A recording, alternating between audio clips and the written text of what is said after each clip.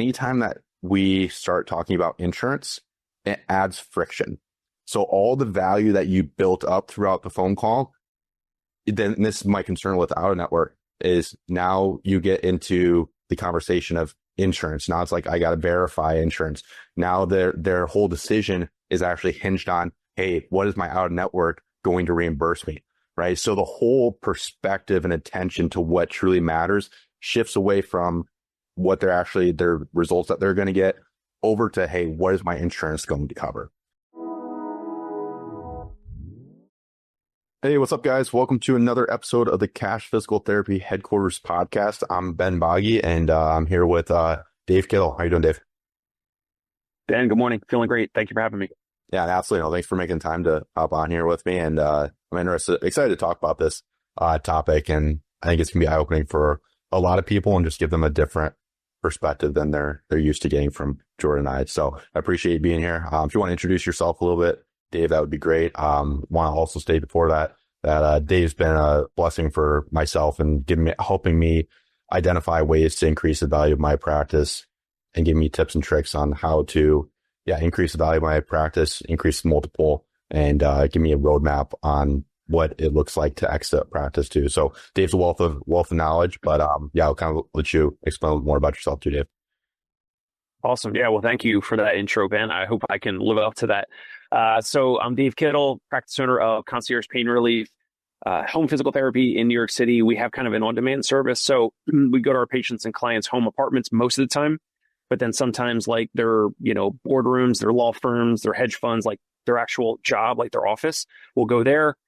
We have therapists that also go to hotel rooms for tourists that are visiting New York City. So sometimes people visit New York City, they stay for a couple of days, and if they have aches or pains, we'll help them out. Or we have people that fly in from other states and sometimes other countries, and they live in a hotel for 2, 3, 4 weeks. And, we provide basically the same type of physical therapy that a lot of you offer in terms of orthopedic, musculoskeletal, PT.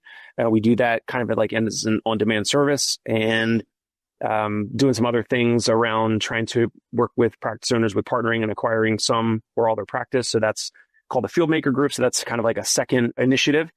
But today, we're going to talk about out-of-network versus cash pay, and we'll kind of get into like what we're doing. I love what, Ben and Jordan and all of you guys are kind of teaching and already doing and implementing, and maybe just some other ideas around, revenue per visit or profit per visit. And there's pros and cons, and we can kind of get into some of those things around like the administrative or the timeline to get that money and the differences between cash packages versus actually having a biller bill out of network. We can get into all that. And I will be happy to kind of share, like, what does my biller charge? Like, what's the percentage like they charge, and how much do they bill the out of network insurance plans and all that? And we'll kind of get into that. And I don't know if there's anything else to start with, but we'll definitely share details. I want to be as open and as candid as possible. Yeah, that's great, Dave. And for those that are listening that might not know the difference between cash and out of network, can you explain that to everybody? Yes. There's a lot of different definitions out there, and respectfully, like, if you charge someone $200 per visit, you see them for one visit, you email them a super bill with an itemized list of CPT codes with ICD-10 diagnosis codes. You give them that super bill, you already collected that $200, but they paid you out of pocket as if they're like a massage therapist or a personal trainer or any other service provider. You give them that super bill, and you kind of tell them like, hey, you could submit this to your insurance portal and you may or may not get any reimbursement consideration back. There's some people that call that out of network, but I kind of call that like traditional, like 100% cash pay. Like, you accepted cash for that, the transaction is over. You provide like a super bill for them. And the difference is with out of network, about half of my business is actually out of network. So we have a biller who looks up the person's out of network component, the plan, the policy. And if they have an out of network plan on their insurance, then we'll look at the deductible. Let's just say, I don't know, they have $1,000 deductible. Sometimes they have $8,000 or $10,000 deductibles, and like they're usually not going to hit that in a year. But let's just say if they have $1,000 deductible, and we're going to charge, $200 per visit. They're going to pay us $200 per visit for the first 5 visits. Then they knock out that $1,000 deductible. And then on the 6th visit, their cost per visit with us, maybe, depending on the plan, their cost per visit on the 6th visit might be their in-network copay. So it could be like $30 or $15 or $50, whatever the in-network copay is. We use a medical biller for that. They are very aggressive about chasing down all the dollars. So they charge 10%. Across the country, you could find other billers that charge 5, 7, 8%. But this biller takes 10% of collections.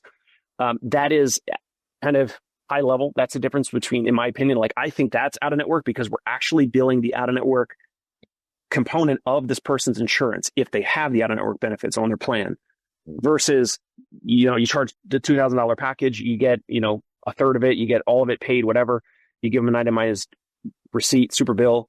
And I would say that's a little bit more like just 100% self-pay, direct pay, cash pay, whatever you want to call it. Yeah, I'm in the same boat with you on the classification on that. Like I feel like if you have a biller and for out network, you're out of network.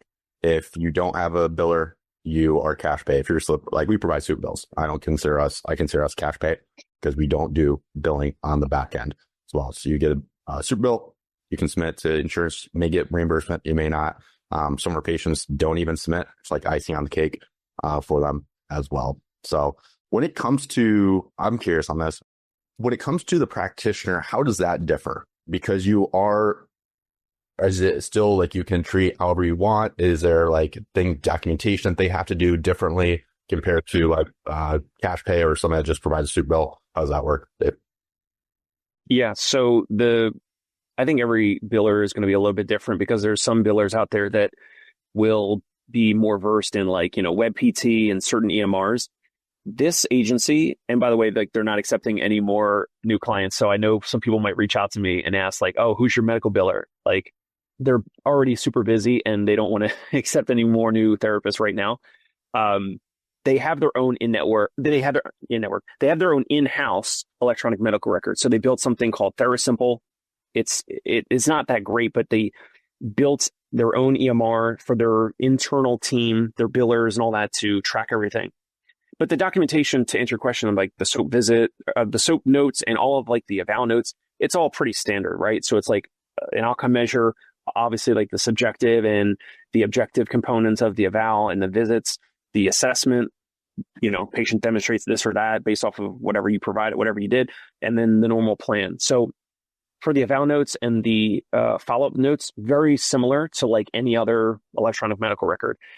So there's not any significant difference. In fact, like surprisingly, over the years, and I've used this same medical biller for probably 5 or so years, if not longer, a lot of the out-of-network plans, 0 times in 5 years, 0 times they've asked for a referral. So they don't even ask for a prescription or referral from a physician.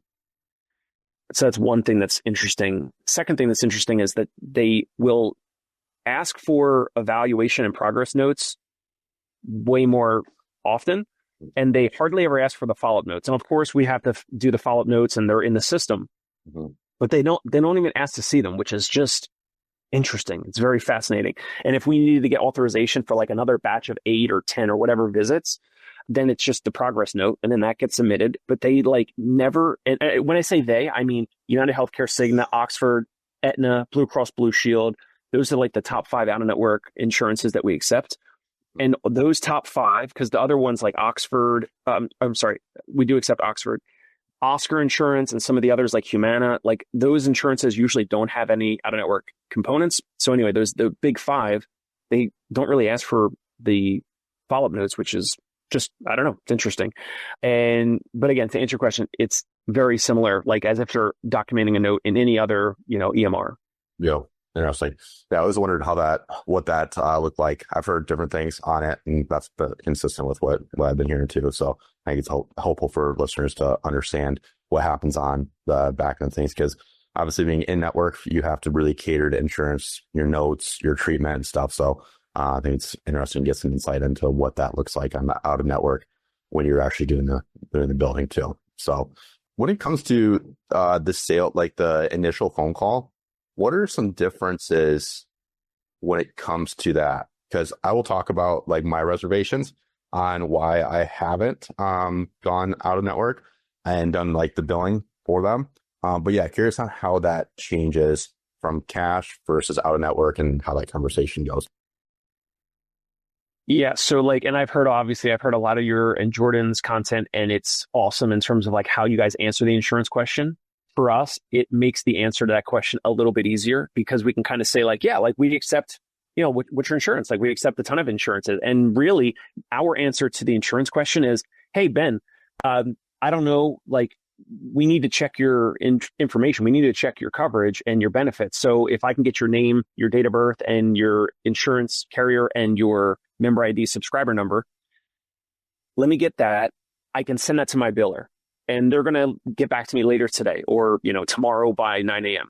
When they get back to me, they're going to already check your coverage and I will have your specific cost per visit. So that scenario that I gave you already about like $1,000 deductible, it's going to be $200 for the first 5 visits. And on the 6th visit, it's your $30 copay and onward the rest of the calendar year. We can say those things confidently. So on the initial phone call, we'll say those types of things, except if they say, oh, I have Medicare or Medicaid. Then the phone call is very similar to what you guys teach and what you guys already do, which is we say, hey, we used to accept Medicare or Medicaid. We no longer do. Here's why we don't accept it. And we kind of go into the, redirecting the whole conversation around like, hey, like, maybe can I have some more information about your situation? Because even if we're not the right fit, we will try to recommend and refer you somewhere else. And I just want to get some context around your situation. So that's how the conversation is different if they're a patient or beneficiary that has a commercial insurance. It's a little bit different. But again, if they have, Medicare or Medicaid or something that we upfront, we definitely don't accept it. And I don't want to waste their time. I don't want to waste our time. And we want to be very upfront about it. So we want to say like, hey, like we definitely don't take your Medicare Advantage plan, or we definitely don't take your Medicare, Part B or whatever. Then the conversation is very similar to what you guys do. Okay, cool. Well, that's good to know. That's good to know because, when I started my practice, I was going back and forth. Do I want to bill? Do I want to be out of network or do I want to be cash pay?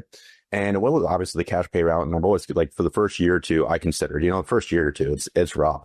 And you're like, I wish this could be just a much easier conversation. And I knew out of network could help with that by actually doing the billing for them. As I went on, what I realized, and this is my experience with it, is anytime that we start talking about insurance, it adds friction. So all the value that you built up throughout the phone call, then this is my concern with out of network, is now you get into the conversation of insurance. Now it's like, I got to verify insurance. Now their whole decision is actually hinged on, hey, what is my out of network going to reimburse me? Right. So the whole perspective and attention to what truly matters shifts away from what their results that they're going to get over to, hey, what is my insurance going to cover? And so that's my only reservation with the out of network is it switching that to making that focus insurance. However, it does make it easier on the front end because there's probably some people that we'd otherwise be able to work with if we did do the billing for them, right? So there's a give and take, and you as a practice owner, you just have to figure out what one you are willing to go to deal with, right? And so I think that answer is different for everybody. So anyways, what are your thoughts on that, dude? My thoughts are you have to be way better to be 100% cash. You have to have they have to go through clinical marketer, read everything, practice everything. Like you guys are now doing like amazing stuff with like grading like the initial phone calls and having coaches on your team. Like, and by the way, like I don't get anything for mentioning this. Like I just love what you guys are doing. So like those are the things that are needed. I'm taking these out of network insurances, but to be quite frank, it is a little bit of a crutch. It is a little bit of like, I know it's going to add friction. I know I have to pay this biller 10%. But also like sometimes new patients reach out to us and let's say it's like, I don't know, late on a Friday or a weekend. Sometimes if we're doing callbacks over the weekend we'll say, hey, we could have a therapist there, tomorrow on, Saturday or Sunday. It'll be $500 for the visit, and it may or may not be reimbursed from your insurance. Like it would be out of pocket because we have no idea your cost per visit because you said you wanted to use your United Healthcare insurance or whatever. Or if you're okay with waiting until like Monday or Tuesday when we check your insurance benefits, so we kind of give them the option. But then you're right, it does make the dynamic around insurance a little bit more so compared to like what you do, and you're completely out of pocket and you're able to shift, like, so other than insurance, what else is important to you? Like, if we can put insurance to the side for a second, we're going to come back to that, right, Ben? We're going to come back to insurance costs and logistics. We're going to come back to that. What else is important to you, right? So like, you have to be the practice owner watching or listening. You have to be so much better at having confidence and having repetitions of doing the intro phone calls, or your admin or whoever's doing the callbacks or the calls. You have to be better.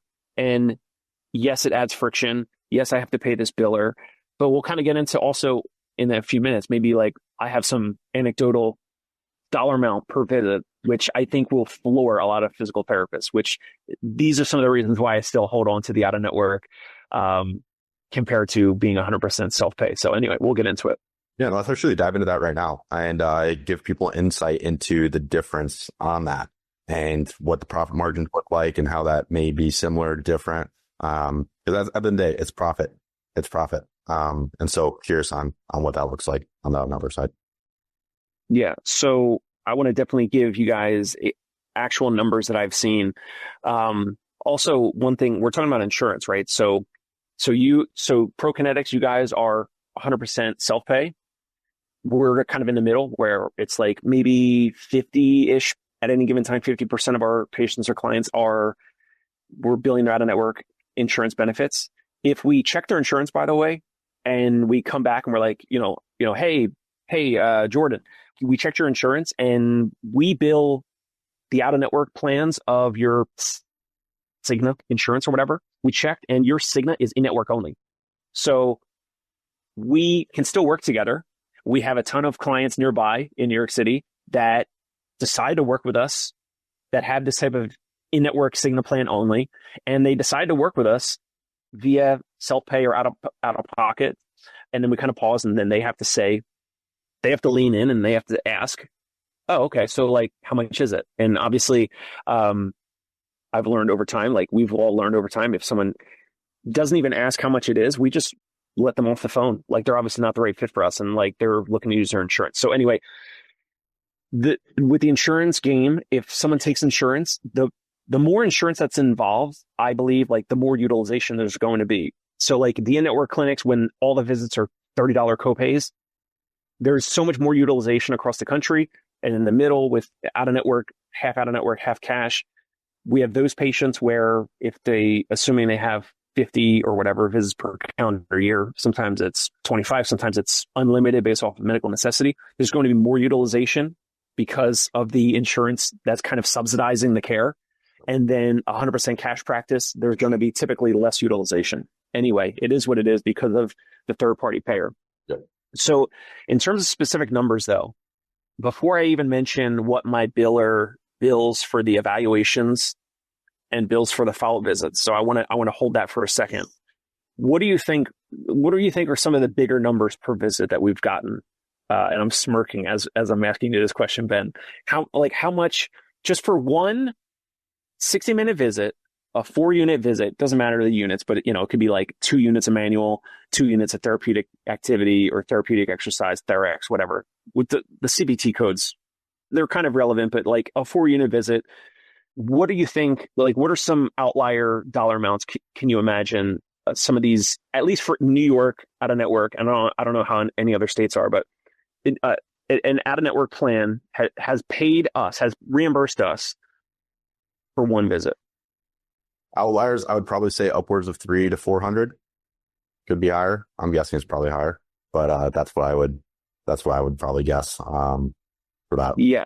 Yeah. So we've had, and by the way, like these are typically employees of bigger companies, right? So they are, employees of like, LinkedIn and Google and bigger firms, bigger law firms, accounting firms that have, fortunately or unfortunately, like they have better employee plans for employees that are also, have high value or high salary, or the company is a bigger company compared to a smaller, like an entrepreneur or small business owner that has like a plan from the marketplace and it's like in network only and there's no out of network. So yes, we've had a ton of plans, and these are any of the top 5 that I mentioned: Cigna, Blue Cross Blue Shield, Aetna, Oxford, United Healthcare, pay us in the range of $300, $400, $500 per visit for one visit, for a 4-unit visit. And so here, I'll give you the numbers. So the biller, he does this for everyone.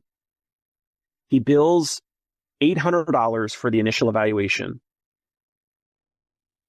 The out-of-network, all the plans, they knock it down to reasonable and customary, which is, this is like the insurance lingo. Again, as you mentioned, adding friction, right? Some BS subjective. Exactly.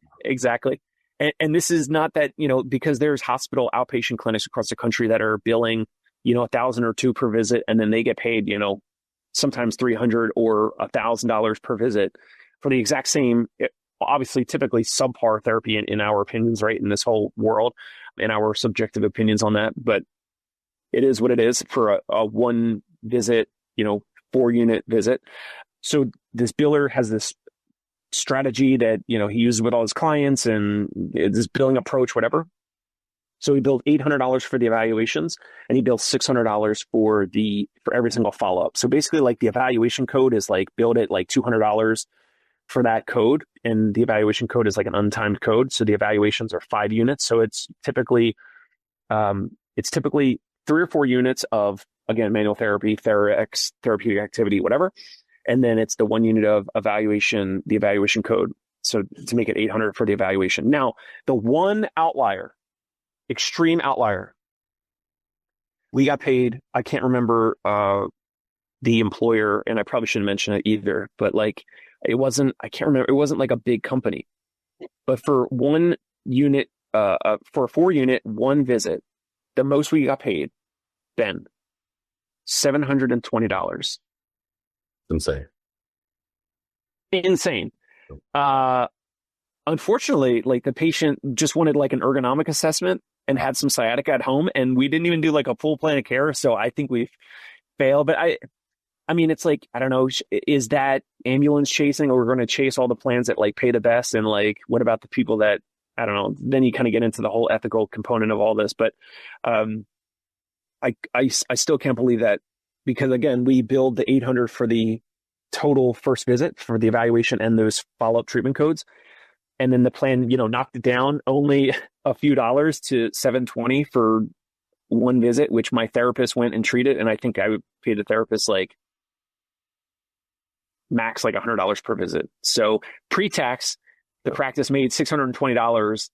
Obviously before the 10% that goes to the biller, and obviously there's all those factors, all the costs and the friction and all that. And I had to wait, you have to wait for the money longer than if we're doing self-pay. That's another thing to mention. Like, the cash flow for you and your practice is faster, and the 50% of our patients and clients that are paying out of pocket, we're getting that money, hit to our bank account sooner compared to waiting. And I do have some other numbers to share. Let me pause there. So like, any feedback on that? Like, you seemed a little surprised, or maybe there was some interest, or some I don't know about shock, but like some interest there, or some response, Ben. Yeah, no, I think it's super interesting, and it's eye-opening as well to see what can actually be achieved through out-of-network billing. Obviously, there's other nuances and that are involved with it, but at the end of the day, that's $300, $400 for reimbursement is substantial, right? Especially when in-network client crawling, scratching, crawling for $100. They think, oh, get 100, that's solid. So I think it's eye-opening to be able to see that and hear that, and probably eye-opening for others too, on what another opportunity or option is for that. And you just got to go back and forth with, the different other aspects of out network and cash and in network too, because there's so many different pros and cons to each. So super eye-opening, sure, for listeners too.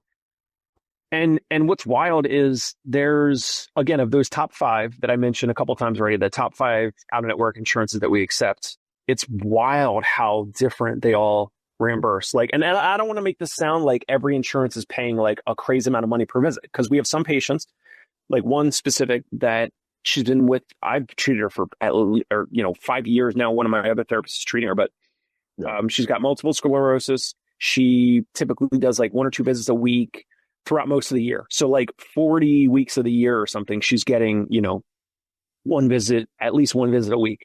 And her out-of-network plan, I forget which payer, I think it's like Aetna or something, pays like only 125. So I don't want to make this sound like it's all amazing, right? So like that plan pays like 125. So now we need that patient to pay out of pocket more than the $50 copay that my medical biller suggested, because I'm like, hey, at the very least, we need to be collecting 200 per visit, right? So like if that plan is paying 125, we need to charge this patient out of pocket. They need to know this. We need to have it documented over an email or text message. The patient understands and agrees to the cost per visit, that they're going to be paying $75 per visit out of pocket every visit after they hit the deductible. And those are some of the pros and cons, like that. Now it's like, well, should we charge them more? Should we charge that type of patient 100 or 125 out of pocket so that we can make a little bit more revenue per visit? But again, this patient is like loyal and they're recurring and like they're always going to need help and, PT because of the neurological condition. So it's like, those are some of the things that we've thought about. I've even tested like some of these patients that have been with us for a year or more. We've billed their out-of-network insurance benefits, and then like we built all this great goodwill and rapport and all that. And I've really thought about, because now we're November and we're getting closer to the new year, and then out-of-network and every deductible resets and the visits and everything resets. So I've even thought about for the new year, or maybe in the next month, emailing or contacting a lot of these past patients and saying, hey, we're considering dropping, or maybe we say to them, hey, we're going to drop billing out of network because of, like you mentioned, Ben, because all of the extra friction, the admin, I got to pay this biller 10%. Like I know they don't care about all these other costs and whatever, but we build all this goodwill and rapport with these patients. And how many of them might understand that and say, and be fine with paying us out of pocket at the rate that we want to make out of pocket without all the admin and friction and all the medical biller costs and all that. Yep. And then provide them with the same super bill itemized receipt that you guys and we all do for the self-pay patients. So almost using like the out-of-network insurance component for the first, year or two or whatever, as a conduit to like kind of get them in, less friction on the cost side up front, and then maybe segue them to, here's why it makes the most sense for us to have you pay out of pocket. I've also, as a sidebar, which is a little less away from insurance, we've also thought about an annual concierge fee or subscription fee potentially in January. What dollar amount would that be? $1,000 or $2 or something? And then they get, reduced visit costs or whatever. We can kind of stack some benefits and some other things, priority scheduling, contact your therapist almost 24/7 or whatever between visits, evenings, weekends, whatever, that type of stuff. So that's another thing that we're considering. I think that's the better route to go, Dave, is to switch to that membership model. That's what we do on the back end. We do continuity, and this is why I actually got it from you, and big reason why I'm doing it. It increases your value of your practice. If you can get that reoccurring revenue up to that 20-25% mark, we're at 16 right now. We just started rolling this out about 4 or 5 months ago after speaking with you, and we're already up to 16%. I'm really happy with that. And within the next 6 months, my goal is to have that up to the 20-25% mark. And it's just a reoccurring subscription concierge membership type thing. And so then that way you won't have to really change as much on the front end because it's working. Like your network stuff is working. I would just keep that and then just change what you're doing on the back end. I think that'd be a lot easier for you. So just to recap, so you're saying keep the out-of-network billing but just charge the separate annual or, concierge fee at the beginning of the year. Yep. Make that cash. Which, it still bolsters like the, the revenue per visit, or, you can kind of factor it in depending on how many, like, let's say if we started that in January of this upcoming year, and then depending on how many visits we treat them, then we can kind of spread that across all the visits for 2025 and be like, all right, the, revenue per visit went from, whatever, 250 to, 275 or whatever the difference is. Yeah, 100%. So I think that'd be interesting to give a shot. You had brought up having that conversation with patients with what insurance is covering, what they're not covering. The other reason I haven't done it, and I'm curious on your insight into this and if you've experienced any of this. So I always stalk my competitors, Google reviews and Yelp reviews. And quite a few of our competitors are out of network. They do the billing, and overall they do great work. I know they do great work. If you go look at their negative reviews, the only negative, they're all about billing. They're all about billing. They're all about billing and people getting pissed off that they didn't get what they thought they were going to get reimbursed.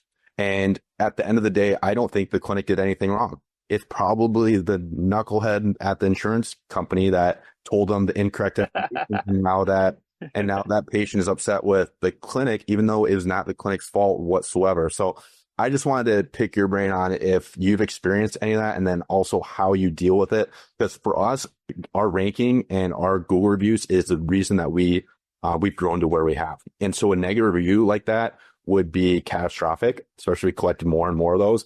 And so that's a big risk for us on why we haven't switched to that model, because I have seen consistently across the board a handful of negative reviews from these clinics that do the out-of-network billing. So, but maybe those are outliers. But I just wanted to pick your brain on what your experience has been with that. Yeah. So there's been a small number of this, and it's typically comes down to visits getting denied. I'm going to pull it up as we're talking now, because we do have someone sign an insurance informed consent that basically says, Ben, we're going to be billing your Aetna out-of-network insurance. You have $1,000 deductible. It's going to be $200. Again, we spell out all this, and it really makes, sometimes over text message, which is we need to get it formal. Let's get it in email. But Ben, your cost per visit, so you have $1,000 deductible. Your cost per visit is with us to work with us. But by the way, every visit is 60 minutes in duration. But the first 5 visits, $200 per visit. Then on the 6th visit, it's whatever, $30 copay onward for the rest of the year. But we have them sign this informed consent that basically says that because on the 6th visit and onward, we're only collecting the $30 from you, right? So we're billing your insurance for the rest of it. So if for some reason any of those visits from visit number 6 and onward, the rest of the time that you had physical therapy with us, if any of those visits are denied, you are on the hook for, call it, the difference, right? So it'd be like, 200 or 220 or whatever dollars per visit. And again, everyone that starts with us, they have to sign this or they don't start with us. And we have an informed consent that is basically a similar document, but it says their insurance and all that. So that's the challenge. Like, we have had a patient where the biller that we hired, that we used, didn't bill these. It's kind of a weird, nuanced situation, but it can happen. They didn't bill out the visits right away. The family, the patient, was using us for physical therapy. They were using a speech therapist so this was for a pediatric client, by the way. So my wife treats pediatrics. So physical therapy and speech therapy. Now, the insurance plan, we all knew that we knew this, and the patient and family should have known this because it's their plan and they're the card holders of this plan. And it's on that plan is only 60 visits per calendar year for all therapies, right? So it'd be for physical therapy, occupational therapy, speech therapy. The speech therapist was charging like what you do, self-pay, out of pocket, and providing a super bill. The family took the super bill. This happened in 2022. It's resolved, but it's like a payment plan now. So now we're just, waiting for more of the money to come in. So they were taking the speech therapy super bills, submitting those, and we submitted the therapy visits in 2022 a few months late, and that's kind of an issue that at the end of the day, it's mostly on our admin team. It's also kind of on us, but it's like, it's really on this biller, and that's the challenge when you outsource and you have someone else outsource that's not in-house, right? So, but the biller that we use said we didn't realize or know that every time, like we checked it ahead of time. We checked their we verified their benefits way up front before they started the plan of care. But then months went by, 6 months or whatever, call it. Then we go to bill the insurance, and a ton of, I think it was something like 21 physical therapy visits in 2022 were denied because a lot of those visits, they were having the speech therapist once or twice a week through most of the early part and middle part of 2022. So those speech therapy visits ate up a lot of the 60 visits. So the speech therapist, performed 40 or something visits in 2022, ate up that 60 visit. So then only 20 of the therapy visits were reimbursed. And then the other 20 or whatever were not. And then the family was like, no, it's your fault because your biller should have been on top of this and should have been checking the, used visits and all that. And, they're like, we didn't know that there are 60 total visits per calendar year for all therapies. And unfortunately, that is part of the consumer's responsibility. If you're having multiple therapies, and the challenge with this very nuanced situation, Ben, is this only happens when you're billing the insurances. That's the one, this is the one issue, the one downfall. And then the challenge is there's other practices that have the PT, OT, and speech all in-house. So if that happened and the speech therapist was part of our practice, then you're right. Then it is 100% our fault. But that therapist is independent. You're submitting their super bills. Sometimes the super bills may or may not even be approved or counted towards the completed visit per calendar year. In this case, it was. Luckily, it did not result in a negative Google review like your competitors, but it absolutely could have. We diffused the whole situation. We had to speak to the wife, the husband, the wife. Obviously, the patient was a minor. And at the end of the day, it's something that they're on a payment plan now because we have the signed informed consent that specifically says this type of thing. If it gets denied for any reason, then the patient, the beneficiary, is on the hook to reimburse us because the visits were completely denied. Yeah. And yeah, it's always the one-off. That's things you just can't really prepare for some of that. It's just, there's always going to be things that happen and whatnot. So, yeah, super, super insightful. And I just wish consumers would be able to understand the back end, but they never will. And it's understandable too. So, but Dave, I appreciate being on here and giving insight into the difference between out of network and cash pay. 'Cause I think it's not talked about enough. It's always out of network versus cash. It's not out of network billing isn't talked about as much. So, hopefully this is a good resource for those that, are thinking about making the switch or deciding whether they want to or not. Do you have any other closing thoughts on topic at all? Anything would be helpful for people or help off? No, I mean, if anyone's interested, if they want to have me post a screenshot, like obviously a redacted one or a blank, financial consent form. But if anyone wants that, I'd be happy to, post it in your group or I don't know, you can email me, find me somewhere online or whatever, because this, in a few paragraphs, it kind of spells out here, if this were to happen, if they're denied for any reason, we need to still collect, I think this one says $250. So up to $250, you can say including the copay, not including the copay. We just said, I think we said $250 max, including the copay. So if they already paid, $50, we're coming back for an extra $200 per visit because we haven't been made whole. Also, this is obvious, and I think most of your therapists and practice owners would understand this and would be doing this, but the therapist had a ton of great rapport and goodwill built with this family in this particular situation, because again, it's peds. This minor, this child went from not walking to walking. So then all this happened. Now it's still bad blood. They still were mad that the visits were denied and all that, but we got them the results, the amazing results that the child was, I think, I don't know, most kids are starting to walk at 12 months, right?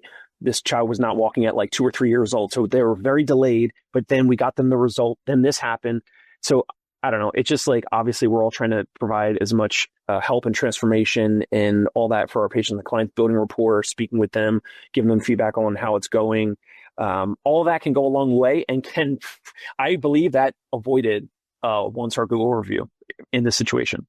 Yeah, and that's the thing too, is like it's amazing. I don't know what the amount ended up being, but I mean, what would be worth? I don't know, if I had kids and they were in that situation, I'd pay tens of thousands of dollars for them to be able to walk, right? But now they're so focused on the insurance versus, we got your kid to walk, and that's the thing that's frustrating is when the mindset switches to insurance. That's the only thing that matters, not that we actually got your kid to walk, and when they're significantly developmentally behind. So I think it's important to make that switch for patients and help them realize the other side of the thing too. So where can people find you at, Dave? Connect with me on LinkedIn, Dave Kittle, or on YouTube, Dave Kittle Show. I put out a bunch of content around physical therapy and business. Nothing really to sell you, but I'm trying to get in front of more practice owners and speak with them about partnering or acquiring some or all their practice. So the Dave Kittle Show on YouTube would be a good spot for you guys to subscribe, check out some episodes. Had Ben and Jordan and a bunch of other really smart and motivated folks on the show. So check it out. No, absolutely. No, I appreciate you being here, Dave. And for those that are listening, we do all this for free. Go subscribe to Dave's podcast episodes, and also give us thumbs up and give us a follow. Because we do this for free and want to get you guys out as much useful information as possible. So appreciate you, Dave. Let you guys go, and we'll see you next time. Thanks, Ben. Hey, it's Dave Kittle. Are you a healthcare business owner or physical therapy practice owner who is looking to figure out your succession plan or exit strategy? We might be able to help. And in fact, we may be interested in acquiring your practice. If you're interested, you can reach out to me.